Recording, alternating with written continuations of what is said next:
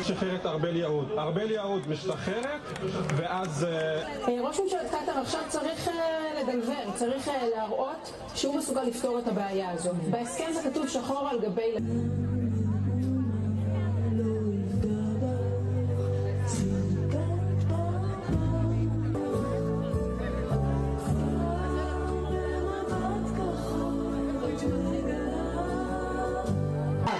כולנו ביחד.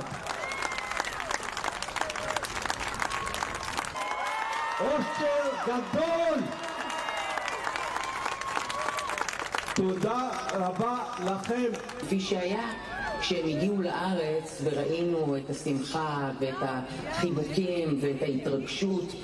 תקום השמיים.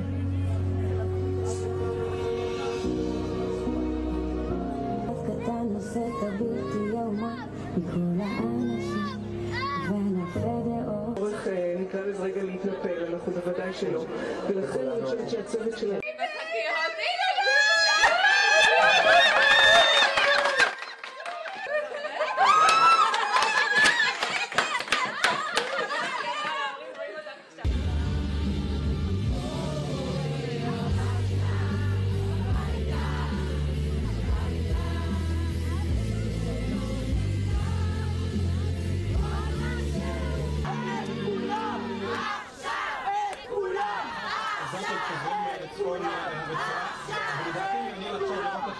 משחררת ארבל יהוד משתחררת, ואז ראש ממשלת קטר עכשיו צריך לדלבר, צריך להראות שהוא מסוגל לפתור את הבעיה הזו. בהסכם זה כתוב שחור על גבי...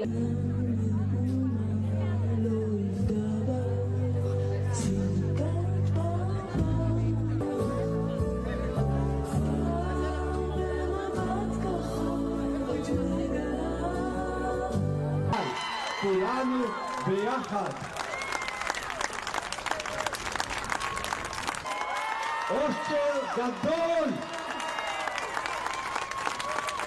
תודה רבה לכם. כפי שהיה כשהם הגיעו לארץ וראינו את השמחה ואת החיבוקים ואת ההתרגשות. תקום השמיים.